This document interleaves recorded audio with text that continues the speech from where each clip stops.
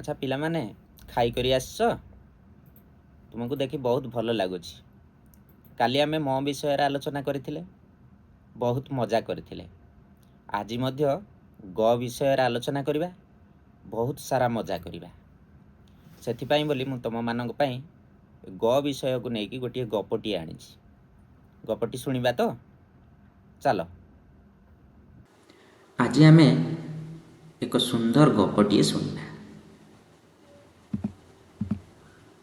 गपटी को शुणिया पूर्वर मुझे तुमको चित्र देखा चाहे एवं तुम सहित किसी कथा हेबाई चाहे।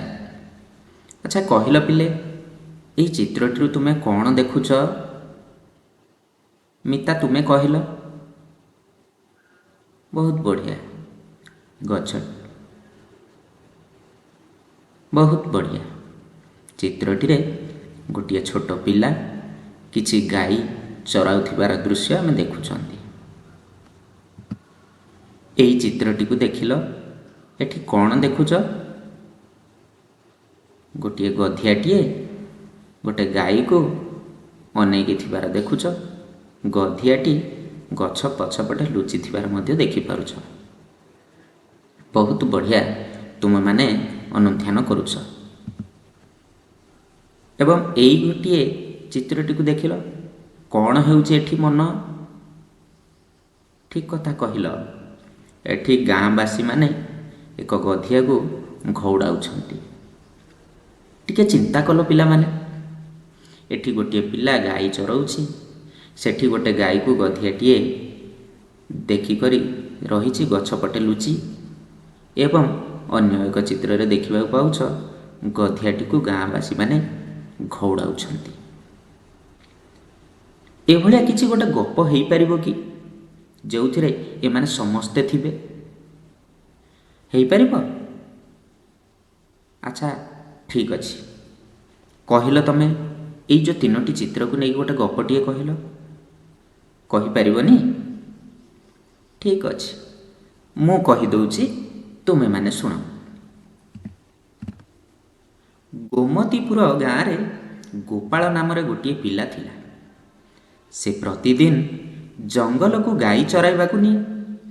दिने गोटे गधिया सेही बाट दे जाउथिला। सेही गाई मानंकु मारी खाइबो भाबी एक गछ पछपटे लुचि रहिला।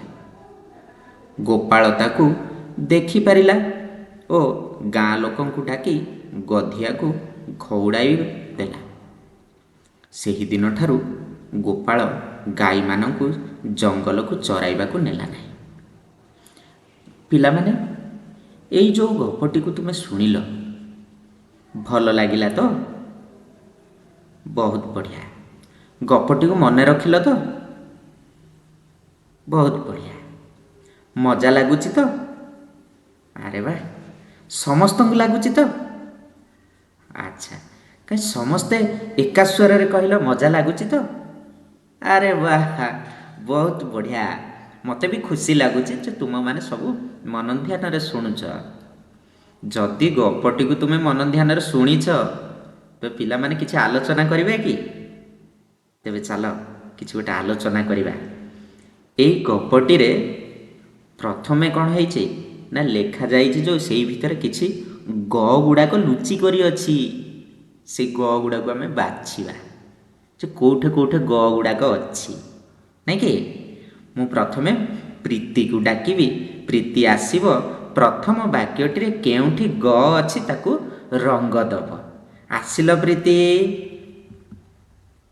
अरे वाह बहुत बढ़िया। प्रथम वाक्यटी रे थिबा समस्त ग को तमे रंग करि देइछ नै कि? अच्छा मु वर्तमान भाबे मनोज को डाकिबी। द्वितीय वाक्य रे से ग टी को कोन करिवे? रंग देबे। अरे बढ़िया कल मनोज। तमे द्वितीय वाक्य रे थिबा ग टी को रंग देल। बहुत बढ़िया। अच्छा प्रसादिनी तुमे आसिल तृतीय वाक्यटी रे थिबा ग गुडी को रंग दब। बहुत बढ़िया प्रसादिनी। तमे तृतीय वाक्य रे थिबा ग गुडी को रंग देल। ବର୍ତ୍ତମାନ ମୁଁ ସୋମେଶକୁ ଡାକିବି ଚତୁର୍ଥ ବାକ୍ୟରେ ଥିବା ଗ ଗୁଡ଼ିକୁ ସିଏ ଚିହ୍ନେଇବେ। ତୁମେମାନେ ସବୁ ମନେ ଧ୍ୟାନ ଦେଇକି ଦେଖୁଥାଅ, ଗଟା ଦେଖିବାକୁ କିପରି ଅନ୍ୟମାନେ ଦେଖୁଥାଅ। ତୁମର ବି ପାଳି ପଡ଼ିବ, ତୁମକୁ ବି ମଧ୍ୟ ମୁଁ ଡାକିବି। ଆସ ସୋମେଶ, ଏଠି ଗକୁ ଚିହ୍ନେଇବା। ବହୁତ ବଢ଼ିଆ, ତୁମେ ଗକୁ ଚିହ୍ନେଇଛ, ବହୁତ ଭଲ ଲାଗିଲା। ଆଚ୍ଛା ସାଇଶ୍ରିୟା, ତୁମେ ଆସିଲ ପଞ୍ଚମ ବାକ୍ୟଟିରେ ଥିବା ଗ ଗୁଡ଼ିକୁ ଚିହ୍ନେଇବ। ଆରେ ବାଃ, ଅତି ଶୀଘ୍ର ତୁମମାନେ ଗକୁ ଚିହ୍ନେଇ ଦେଲ ନାଇଁ କି? ଖୁସି ଲାଗିଲା, ବହୁତ ଖୁସି ଲାଗିଲା। ଆଚ୍ଛା, ବର୍ତ୍ତମାନ ତୁମେ ଏହି ଗପଟିରେ ଥିବା ସମସ୍ତ ଗ ଗୁଡ଼ାକୁ ଚିହ୍ନିଦେଲ। କେତେ ମଜା ଆସିବ ଯଦି ଗ ବିଷୟରେ କିଛି କାର୍ଯ୍ୟ କରିବା। କରିବା ତ? ତେବେ ଚାଲ ଗ ବିଷୟରେ କିଛି ଆଲୋଚନା କରିବା ଆଉ କାର୍ଯ୍ୟ କରିକିରି ବୁଝିବା ଯେ ଗ କ'ଣ। ଆଚ୍ଛା କହିଲ, ଗୋପାଳ କ'ଣ ଚରାଉଥିଲା? ଆରେ କୁହ, ଗୋପାଳ କ'ଣ ଚରାଉଥିଲା? କହିପାରିବନି? କହିପାରିବ? ଆଚ୍ଛା ମନୋରଞ୍ଜନ, ତମେ କହିଲ। ଗାଈ। ବହୁତ ବଢ଼ିଆ। ଗୋପାଳ କ'ଣ ଚରାଉଥିଲା? ଗାଈ ଚରାଉଥିଲା, ନାଇଁ କି? ଆଉ ଗୋଟିଏ ପ୍ରଶ୍ନ, କିଏ ଗାଈ ଚରାଉଥିଲା? ଗୋପାଳ।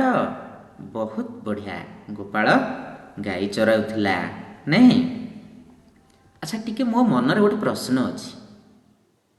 ଏଠି ସମସ୍ତ ଗାଈ ଗୁଡ଼ାକ ଧଳା ରଙ୍ଗର ଦେଖାଯାଉଛନ୍ତି। କ'ଣ ସମସ୍ତ ଗାଈ ଧଳା ରଙ୍ଗର କି?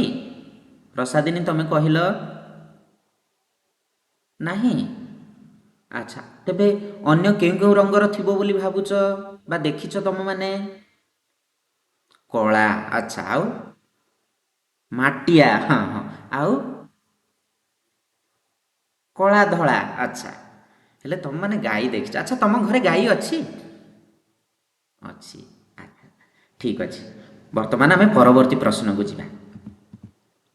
ସେଠାକୁ ହଠାତ୍ କିଏ ଆସିଲା କହିଲ ସୋମେଶ? ଗଧିଆ। ଭେରି ଗୁଡ୍, ଗଧିଆ। ଆଚ୍ଛା ଇଏ କାହା ଚିତ୍ର କହିଲ? ଗଧିଆର। ଆଚ୍ଛା ଆଚ୍ଛା ମୋତେ କହିଲ, ଗଧିଆ କେଉଁଠି ରୁହେ?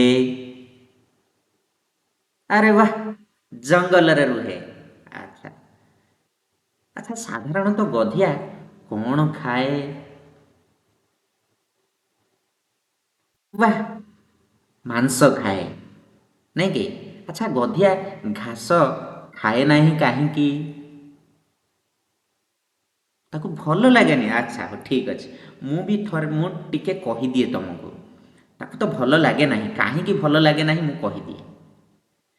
ଗଧିଆ ହେଉଛି ଗୋଟେ ମାଂସାଶୀ ପ୍ରାଣୀ, ତେଣୁ ତାକୁ ଘାସ ଭଲ ଲାଗେ ନାହିଁ, ତେଣୁ ସେ ମାଂସ ଖାଇବା ପାଇଁ ଭଲ ପାଏ। ତେବେ ପରବର୍ତ୍ତୀ ପ୍ରଶ୍ନକୁ ଯିବା। ଗଧିଆ କେଉଁଠି ଲୁଚିଥିଲା କହିଲ? ଗଛର ପଛପଟେ। ଆଚ୍ଛା ଠିକ୍ ଅଛି। ଆଚ୍ଛା କହିଲ ମୋତେ, ଗଧିଆ କାହିଁକି ଗଛ ପଟେ ଲୁଚିଥିଲା? ଠିକ୍ ଅଛି, ଅର୍ଥାତ ଗାଈର ମାଂସ ଖାଇବା ପାଇଁ ସେ ସେଠି ଲୁଚିଥିଲା। ଗପଟିକୁ ପ୍ରଥମେ ଶୁଣିଲ, ଗପ ବିଷୟରେ ଆଲୋଚନା କଲେ। ବର୍ତ୍ତମାନ ଏହି ଗପଟିରେ କେଉଁଠି କେଉଁଠି ଗ ଅଛି ଆମେ ତାକୁ ଚିହ୍ନିବା। ଇଏ କ'ଣ କହିଲ? ଭେରି ଗୁଡ୍, ଗ।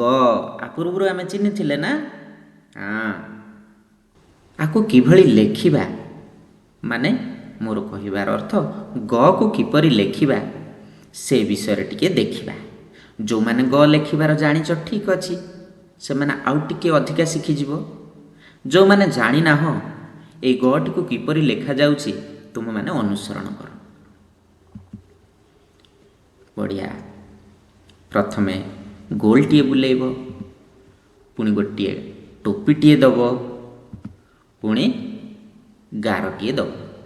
ତେବେ ଯାଇ ତୁମେ ଏକ ସଂକେତ ପାଇବ ଯାହାକୁ ଗ ବୋଲି ତୁମେ ଜାଣିପାରିବ। ଏଠୁ ଆମେ ଜାଣିଲେ ଯେ କିଭଳି ଗକୁ ଲେଖାଯାଏ। ବର୍ତ୍ତମାନ ଏ ଗ ସମ୍ବନ୍ଧୀୟ କିଛି ମଜାଦାର କାର୍ଯ୍ୟ ଆମେ କରିବା, ଯେଉଁଠିକି ଆମେ ଟିକେ କାର୍ଯ୍ୟ କରିକି ଶିଖିବା। କାର୍ଯ୍ୟଟି ହେଲା ଏଇଭଳି ଭାବେ ଯେ ଚିତ୍ରଗୁଡ଼ିକୁ ଦେଖିବ ଏବଂ ତାର ନାଁ କହିବ। ଆଚ୍ଛା ସାଇଶ୍ରିୟା, କହିଲ ଏଇ ଚିତ୍ରଟି କାହାର? ଗଧର। ଭେରି ଗୁଡ୍, ଚିତ୍ରଟି ଗଧର। ଆଚ୍ଛା କେବେ ଗଧ ଦେଖିଛ କି? ଦେଖିନା? ଦେଖିଛ? ଆଚ୍ଛା ବହୁତ ଭଲ କଥା। ଗଧ କେଉଁଠି ଦେଖିଥିଲ ପ୍ରଥମେ କହିଲ ତମେ? ଆଚ୍ଛା ବୁଲିବା ପାଇଁ ଆସିଥିଲା କି ଗୋଟେ ଲାଗି ନାଇଁ? ଠିକ୍ ଅଛି। ଆଚ୍ଛା ଆଚ୍ଛା ବର୍ତ୍ତମାନ ଆମେ ତନୁଶ୍ରୀକୁ ଡାକିବା। ତନୁଶ୍ରୀ ଆସିଲ, ଏହି ଚିତ୍ରଟି କାହାର କହିଲ? ଗୟଳ। ବହୁତ ବଢ଼ିଆ, ଚିତ୍ରଟି ହେଉଛି ଗୟଳ। ଆଚ୍ଛା ଗୟଳ ସାଧାରଣତଃ କେଉଁଠି ରହେ? ନନ୍ଦନକାନନରେ। ଆରେ ବହୁତ ବଢ଼ିଆ, ନନ୍ଦନକାନନରେ ତମେ ଦେଖିଥିବ ତ, ସେଇଥିପାଇଁ କହିଲ ନନ୍ଦନକାନନରେ। କିନ୍ତୁ ପ୍ରାୟତଃ ଗୟଳ କେଉଁଠି ରହନ୍ତି? ବଣରେ। ଆଚ୍ଛା ବହୁତ ଭଲ କଥା। ଆଚ୍ଛା ତମେ ଆସିଲ, ଲାଡଲି ତମେ ଆସିଲ ଏଠିକି। ଏଇଟା କାହାର ଚିତ୍ର? ଗଛର। ଆଚ୍ଛା ଭେରି ଗୁଡ୍। ଆଚ୍ଛା ତମେ କହିଲ ଝିଅ, ଏଇଟା କାହାର ଚିତ୍ର? ଗୋଡ଼ର। ବହୁତ ବଢ଼ିଆ। ଅର୍ଥାତ୍ ମୁଁ ଏଠୁ ଏଇଆ ଜାଣିଲି ତୁମମାନେ ସମସ୍ତେ ମନ ଧ୍ୟାନରେ ପଢ଼ୁଛ ନାଇଁ କି? ତେବେ ଚାଲନ୍ତୁ ପରବର୍ତ୍ତୀ କାର୍ଯ୍ୟଟି ଆମେ କରିବା। କାର୍ଯ୍ୟଟି ହେଉଛି ଏହି ପ୍ରକାର ଯେ ଏଠି ଦେଖିପାରୁଛ ଗୋଟିଏ ଥୁଣ୍ଟା ଗଛଟି ଅଛି, ଯାହାର ପତ୍ର ଗୁଡ଼ାକ ଝଡ଼ି ଯାଇଛି ଆଉ ତଳେ ପଡ଼ିଛି। ସେଗୁଡ଼ାକ ହେଉଛି ଯେଉଁ ଶବ୍ଦରେ ଗ ଥିବ ସେଇ ପତ୍ର ଗୁଡ଼ାକ ହିଁ ଏଇ ଗଛର ବୋଲି ଆମେ ଜାଣିବା। ତେବେ ଗ ଥିବା ଅକ୍ଷର ପତ୍ରଟିକୁ ଆମେ ଉଠେଇ କରି ଆମେ କ'ଣ କରିବା? ଗଛରେ ଲଗାଇବା। ମିନତୀ ତମେ ଆସିଲ, ଏ ଗଛରେ ଲଗେଇବ ପତ୍ର ଯାହାର ଗ ଥିବ ପତ୍ରଟି। ଆଚ୍ଛା ଏଠେ ଗ ଅଛି, ଠିକ୍ ଅଛି। ଆଚ୍ଛା ପଢ଼ିଦେଲ କ'ଣ ଲେଖା ଅଛି? ଗୟଳ। ବହୁତ ବଢ଼ିଆ। ଆଚ୍ଛା ସୁଧାଂଶୁ ତୁମେ ଆସିଲ, ଲଗେଇବା ପତ୍ର ଲଗେଇବା। ଆଚ୍ଛା ବହୁତ ବଢ଼ିଆ ଲଗେଇଲ। ପ୍ରିୟାଂଶୁ ତୁମେ ଆସିଲ। ଆଚ୍ଛା ବହୁତ ବଢ଼ିଆ, ପଢ଼ିଦେଲ କ'ଣ ଲେଖାଯାଇଛି? ଗରା। ବହୁତ ବଢ଼ିଆ କଥା। ଆଚ୍ଛା ସୁପ୍ରଭା ତୁମେ ଆସିଲ, ବହୁତ ବଢ଼ିଆ। ଆଚ୍ଛା ପଢ଼ିଦେଲ। ଗୋଡ଼। ବହୁତ ବଢ଼ିଆ। କୀର୍ତ୍ତି କାର୍ତ୍ତିକ ତମେ ଆସିଲ, ଗ ଥିବା ଅକ୍ଷର ଲାଗିଥିବା ପତ୍ରଟିକୁ ତମେ ଲଗେଇବ। ନାହିଁ ଆଉ କାହିଁକି? ଆଚ୍ଛା ସେ ଦୁଇଟି ପତ୍ରରେ ଗ ନାହିଁ, ତେଣୁ ଆଉ କୌଣସି ପତ୍ର ଲାଗିପାରିବ ନାହିଁ। ବହୁତ ବଢ଼ିଆ କଥା। ଏଠୁ ମୁଁ ଏଇଆ ଜାଣିଲି ଯେ ତୁମେ ଜାଣିଛ ଯେ ଗ ଅକ୍ଷରଟି କେଉଁଟା। ମୋତେ ବି ବହୁତ ଖୁସି ଲାଗିଲା ଯେ ତୁମେମାନେ ଗ ଅକ୍ଷରକୁ ଅତି ସହଜରେ ଚିହ୍ନି ପାରୁଛ। ଆଚ୍ଛା ପିଲାମାନେ, ମୋତେ ତ ବେଶୀ ଖୁସି ଲାଗୁଛି ତୁମମାନଙ୍କ ସହିତ କାର୍ଯ୍ୟ କରି। ତୁମମାନେ ଆଜି ଯେଉଁ ଯେଉଁ କାର୍ଯ୍ୟ ଦେଲି ସବୁ ଆନନ୍ଦର ସହିତ କଲ ତ? ମଜା ଲାଗିଲା ତ? ଏଇଭଳିଆ ଏକ ମଜାଳିଆ ପାଠ ଆମେ କାଲିକି ମଧ୍ୟ ପଢ଼ିବା। କିନ୍ତୁ ଆଜି ପାଇଁ ମୁଁ ତୁମକୁ କିଛି ଗୃହ କାର୍ଯ୍ୟ ଦେଉଛି। ଗୃହ କାର୍ଯ୍ୟଟିକୁ ଘରେ କରି ଆଣିଥିବ, ମୁଁ କାଲି ମୋ ସହିତ ମିଶିକରି ସେଇ କାର୍ଯ୍ୟ ପୂରଣ କରିବା। ଖୁସିରେ ଶିଖିବା ସମସ୍ତଙ୍କ ଅଧିକାର। ନମସ୍କାର।